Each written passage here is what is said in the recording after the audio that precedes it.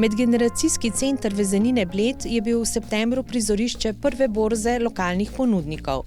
V Turizmu Bled so tokrat že tretjič podelili certifikate Blejski lokalni izbor in pripravili strokovni posvet. V letošnjem letu, če povem skupno številko, naša znamka Blejski lokalni izbor obsega že kar 190 izdelkov, jedi in tokrat tudi storitev in pa vključenih je 43 ponudnikov.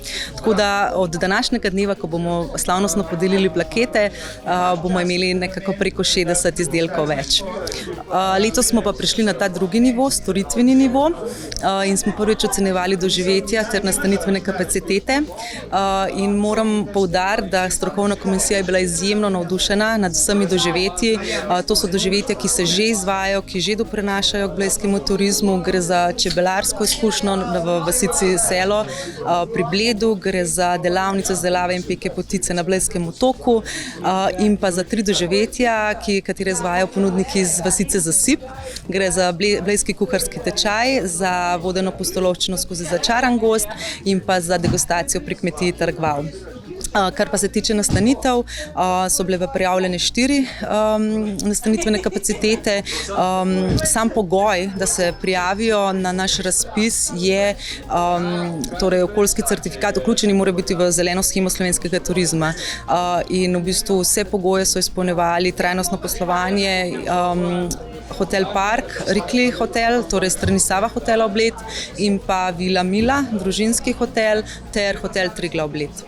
Kolektivna lokalna znamka Blejski lokalni izbor spada v mrežo kolektivnih blagovnih znamk, vzpostavljenih po modelu Izvorno slovensko, katerega avtorica je doktorica Tanja Lešnik-Štuhec. Samimi svetovanji, z usposabljanji, z tem, da jim nekako jih spodbujamo pri tem, kako naj razvijajo izdelek, da bo bolj inovativen, kako ga naj zapakiramo, da bo celostna grafična podoba vabljiva in na nek način kazala, v katero družino kolektivnih znamk spadajo. To je tudi ena res velika, bom rekla, dodana vrednost. Najtežje je verjetno napisati zgodbo svoje hiše in svojih izdelkov. Tu moram reči, da izjemno veliko delamo. In izjemno veliko se tudi dogovarjamo, torej mreža ima 4 srečanja na leto in tukaj so vedno tudi ministrstva za kmetijstvo, za gospodarstvo, Direktorat za turizem, Slovenska turistična organizacija in iščemo dejansko poti, na kak način torej spostaviti neka sistemska sredstva, da bi lahko kolektivne znamke torej res pridobile eno veljavo tudi in bile sistemsko financirane, kajti vemo, da je koordinator in koordinator ima ogromno dela, tista ključna oseba, ki ponudnike poveže, kajti nenazadnje ključno je, da so ponudniki, bom rekla, zadovoljni, da dobijo tiste znanja, ki jih potrebujejo in z Akademijo Izvorno slovensko, ki deluje pod našim okriljem, res strokovnjaki to poskušamo zagotavljati. Dr. Janez Bogataj je bil med člani strokovne žirije, ki je ocenjevala letošnje prijave v 5 kategorijah. Samo če pogledamo številke, vidimo, da je bil napredek fenomenalen. V 3 letih tako število kakovostnih izdelkov in programov, ki so jih prispevali razni izdelovalci in načrtovalci, je res zelo, zelo dober rezultat. Drugo pa je seveda vprašanje same vsebine, Moram reči, da je Bled pokazal, da se na lokalnem in regionalnem področju lahko načrtuje cela vrsta raznih stvari, bodi si rokodelskih izdelkov, bodi si prehranskih, živilskih zadev, pa vse do kulinarične ponudbe in nastanitvenih kapacitet. Skratka, ena zadeva je zelo pozitivna bila tukaj na Bledu, in sicer ta, da tudi tisti izdelovalci, ki so ponudili nekatere slabše rešitve, so bili vedno pripravljeni poslušati nasvete strokovne komisije in so že v razmeroma kratkem času ustvarili dobre izdelke, da smo jih potem mi lahko pozitivno ocenili, kar je pa seveda vstopnica za to, da ti dobiš kolektivno blagovno znamko Bled lokalni izbor. Za kulinarično doživetje Blejski kuharski tečaj sta certifikat pridobila zakonca Rakovec. Naša družina je cela nekako vpeta v turizem, od oddajanja apartmajev, turističnega vodenja, outdoor activities, kjer so aktivni otroci, in spremljamo, kaj se dogaja v turizmu. In ko se je takrat veliko govorilo, da bo Slovenija postala kulinarična regija, v našem koncu pa ni bilo neke kuharske delavnice, nekega kuharskega tečaja, ki bi gostom predstavil bolj tradicionalne jedi. In smo se skupaj odločili, da poskusimo. Potem je nažalost prišla korona, tako da v tem času ni bilo velikih aktivnosti.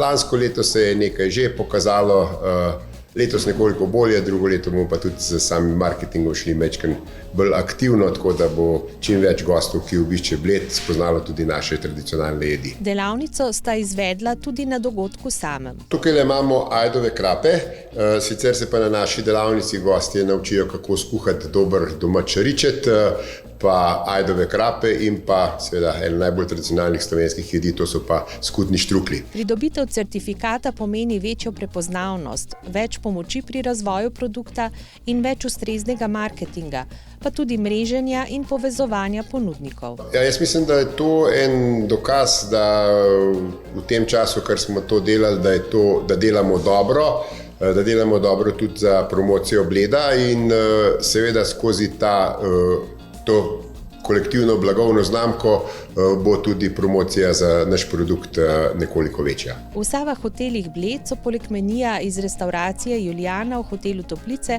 v postopek certificiranja prijavili tudi prenovljena hotela, Hotel Park in Rikli Balance Hotel.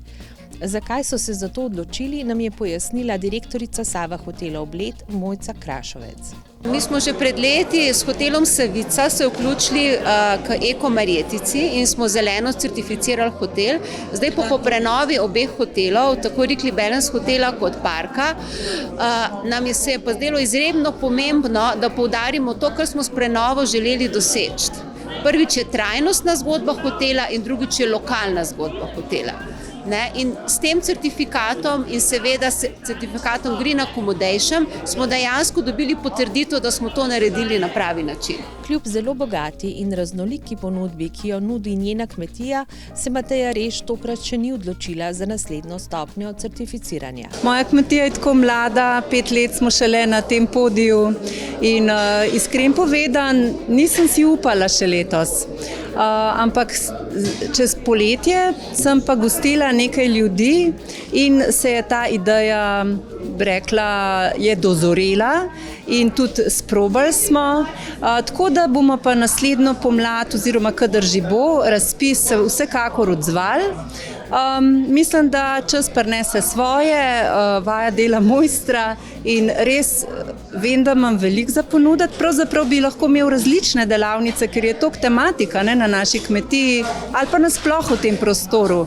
Verjetno je največji problem to, kaj izluščati iz vsega, kar imaš. Strokovna pomoč v okviru certificiranja lokalne blagovne znamke je po njenem mnenju izredno dobrodošla. Tako kot smo dobili podporo pri izdelkih, ki je bila res veliko vredna, tudi tukaj lahko dobiš podporo in v bistvu se je bom tudi poslužila, ker še zmeri težava je tudi v tem, naprimer, ker jaz nisem tip, da bi lahko 5krat eno in isto naredila.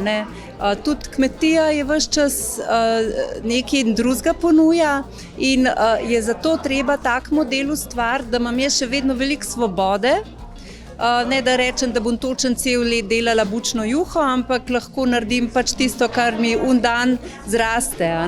Tako da vsekakor bi rada, da se to res v redu naredi in da se dobro razmisli, zato je tudi zima pravi čas, da se to natuhta.